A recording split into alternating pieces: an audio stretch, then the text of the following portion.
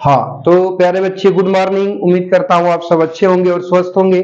तो प्यारे बच्चे पिछली वीडियो में एडवर्ब के रूल्स को हम लोगों ने देखा था, तो उसमें कुछ एडवर्ब्स के यूज को भी देखा था। ठीक है, तो उस यूज में हमने देखा था, जहां तक उम्मीद है कि मच और वेरी का यूज। ठीक है, मच और वेरी का अगला यूज छूट गया था, बाकी रह गया था, तो उसको हम लोग समझ लेते हैं। तो देखिए कह रहा है कि जो वेरी होता है, इसका अगला यूज है कि जो वेरी होता है ये पास्ट पार्टिसिपल के पहले भी आता है। ठीक है, यानी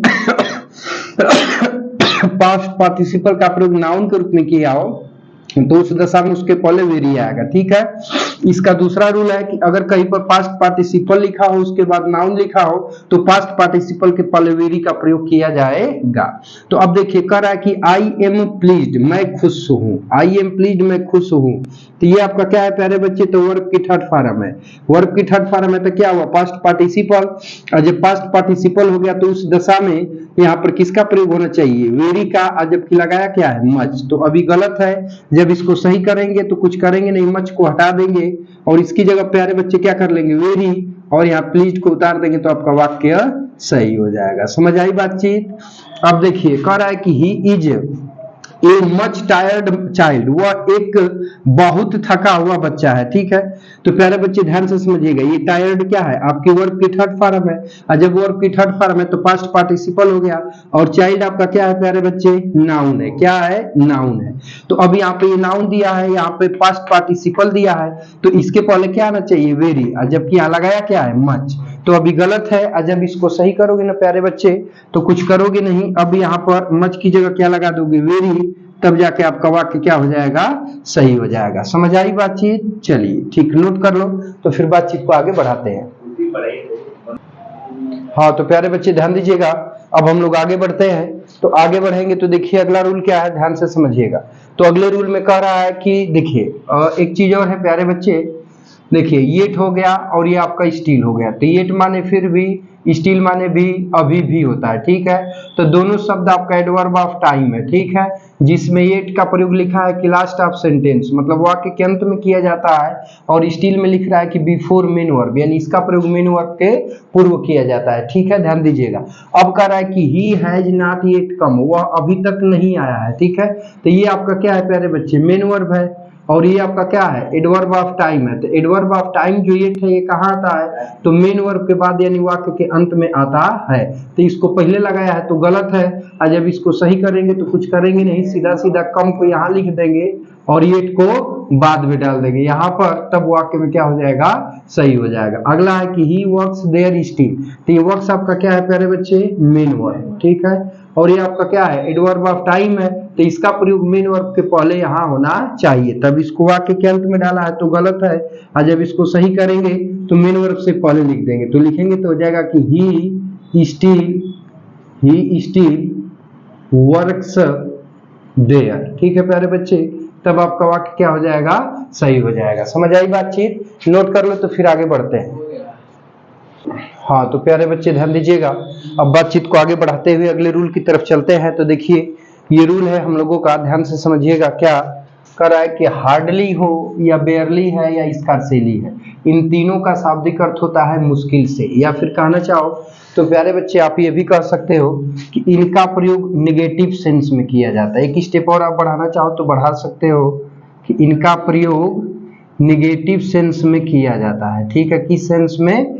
निगेटिव सेंस में इनका प्रयोग जो है कि प्यारे बच्चों किया जाता है। ठीक है, और इनका बिफोर मेन वर्ब, यानी ये मेन वर्ब के पहले प्रयोग किए जाते हैं। तब थोड़ा सा ध्यान दीजिएगा, इस पर रिलेट करके क्वेश्चन कैसे बनाया है। तो देखिए मेन वर्ब की वर्ब जगह पर आने वाला शब्द कौन है? Any money. तो जो एनी मनी है, तो अब इसी में हार्डली दिया है, तो हार्डली का प्रयोग कहाँ होना चाहिए? तो मेन वर्ब की जगह पर आने वाले शब्द के पहले यहाँ होना चाहिए, तब उसको बाद में किया है तो गलत है, और जब इसको सही करेंगे तो उसको पहले ला देंगे, तो लाएंगे तो हो जाएगा कि ही हैज, अब यहाँ पे हो जाएगा हार्डली। क्या हो जाएगा प्यारे बच्चे? Hardly any money. क्या हो जाएगा? Any money. ठीक है, तब जाकर के आपका वाक्य क्या हो जाएगा? सही हो जाएगा। ठीक है, अब देखिए अगला वाक्य क्या है प्यारे बच्चे? तो अब यहाँ पे है बेयरली, ध्यान दीजिएगा। तो बेयरली ऐसा एडवर्ब है कि मेन वर्ब की जगह पर आने वाले वर्ड के पहले इसका इस्तेमाल होना चाहिए, यानी इसका इस्तेमाल यहाँ होना चाहिए, तो इसको इसके बाद किया है तो अभी एरर है। और जब इसको सही करेंगे तो इसको उसके पहले कर देंगे, तब आपका वाक्य क्या हो जाएगा, सही हो जाएगा। तो ये हो जाएगा कि वी वर, ठीक है। अब यहाँ पे हो जाएगा बेयरली, यानी बेयरली 10 स्टूडेंट्स इन द क्लास, यानी हम मुश्किल से ही कक्षा में 10 लड़के थे, ठीक है। तब इसे नोट कर लीजिए, तो फिर बातचीत को आगे बढ़ाते हैं, ठीक है। ऐसे तो एरर है, यहाँ पर आपका क्या हो जाएगा, सही हो जाएगा। समझ आई बातचीत, नोट कर लीजिए, तो फिर बातचीत को आगे की ओर बढ़ाते हैं।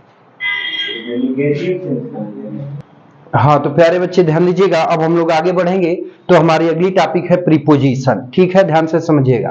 तो देखो प्यारे बच्चे, जो प्रीपोजिशन होता है ये अंग्रेजी भाषा के दो शब्दों प्री धन पोजीशन से मिलकर बना है। ध्यान दीजिएगा, जो प्रीपोजिशन होता है प्यारे बच्चे, ये हमारा आपका अंग्रेजी भाषा के दो शब्दों से मिलकर बना है, जहां पर प्री का अर्थ होता है, ध्यान दीजिएगा, जहां पर प्री का अर्थ होता है पूर्व या पहले, प्री का अर्थ होता है पूर्व या पहले, ठीक है। और इसके साथ साथ पोजीशन जो होता है, तो पोजीशन का अर्थ होता है संज्ञा या स्थान, इसका अर्थ होता है संज्ञा या स्थान, ठीक है प्यारे बच्चे, ध्यान दीजिएगा, इसका अर्थ होता है संज्ञा या स्थान, ठीक है।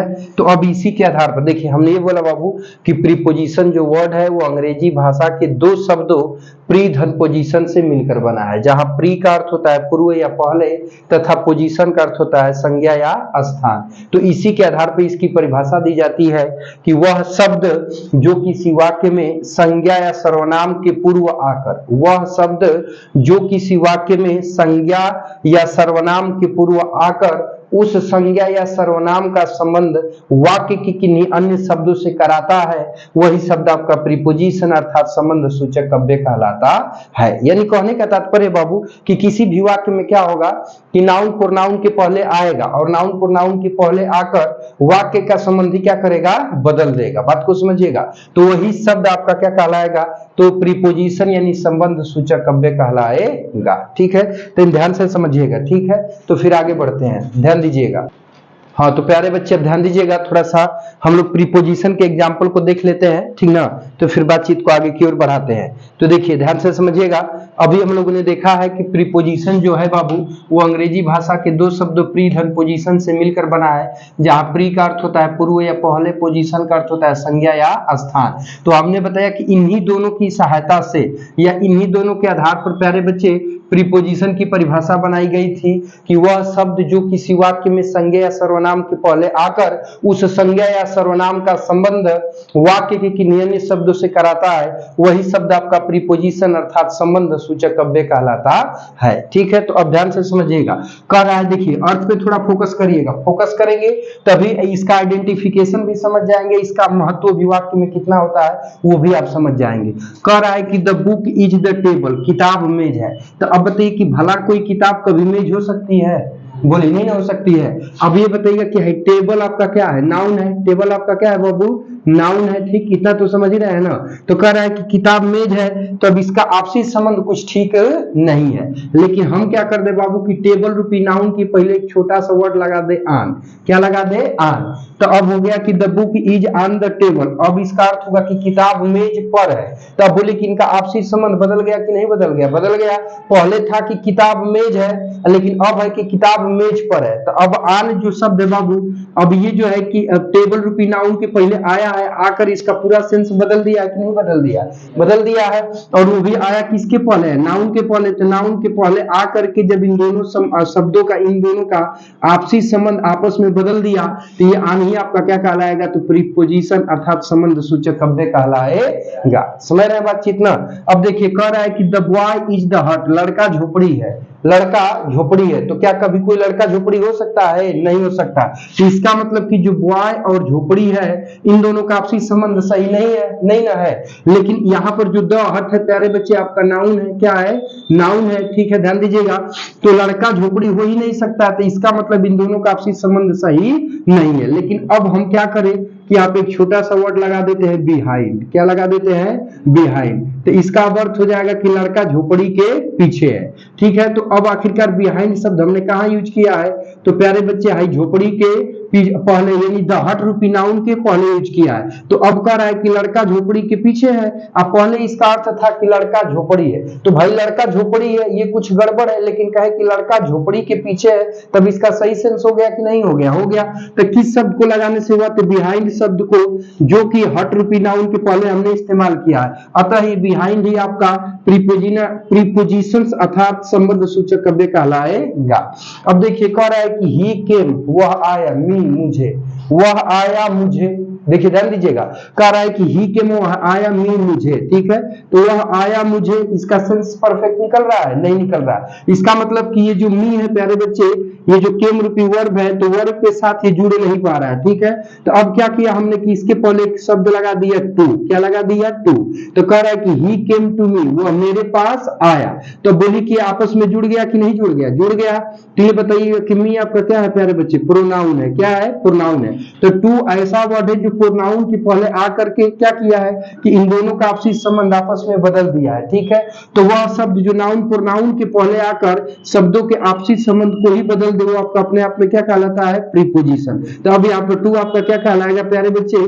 तो प्रीपोजिशन कहलाएगा। समझ आई बातचीत? समझे हैं? तो कहने का मतलब है कि यहाँ पर आन हो गया, ये बिहाइंड हो गया, यहाँ पे टू हो गया, ये क्रमशः नाउन प्रोनाउन के पहले आकर शब्दों का आपस में संबंध क्या कर दे रहा है? बदल दे रहा है। अतः ये सभी आपके क्या कहलाएंगे? तो प्रीपोजिशन अर्थात संबंध सूचक कव्य कहलाएंगे। ठीक है प्यारे बच्चे, तो इसको नोट कर लीजिए, तो फिर आगे बढ़ते हैं। ठीक है, नोट कर लीजिए। हाँ, तो प्यारे बच्चे ध्यान दीजिएगा, अब जो है कि अगला हेडिंग है काइंड्स ऑफ प्रीपोजिशन अर्थात संबंध सूचक कव्य के भेद। तो देखिए पहला आपका है प्यारे बच्चे क्या? तो सिंपल प्रीपोजिशन। ठीक है, अब सिंपल प्रीपोजिशन क्या होता है? तो इन, एट, टू, ऑफ, बाई, ये सभी आपके सिंपल प्रीपोजिशन के अंतर्गत आते हैं। ठीक है, अब दूसरा आपका होता है डबल। क्या होता है प्यारे बच्चे?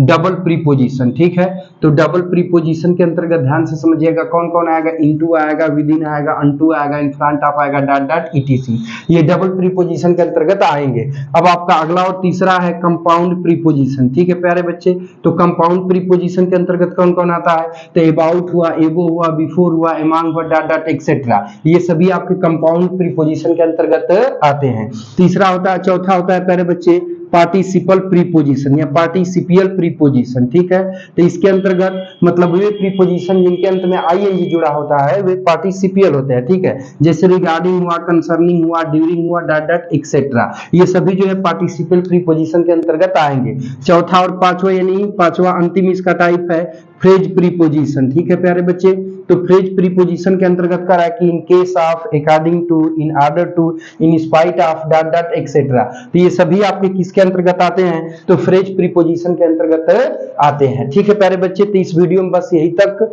शेष हम लोग मिलेंगे नेक्स्ट वीडियो में। हाँ, और यदि आप हमारे यूट्यूब चैनल पर नए हैं तो चैनल को सब्सक्राइब कर ले, बेल आइकन को हिट कर लें, ताकि ऐसे इंफॉर्मेटिव और लेटेस्ट वीडियो आपको मिलता रहे। और प्यारे बच्चे, और इसका use of preposition next video में हम लोग देखेंगे। तब तक के लिए टेक केयर, बाय बाय, तहे दिल से आपका बहुत बहुत धन्यवाद।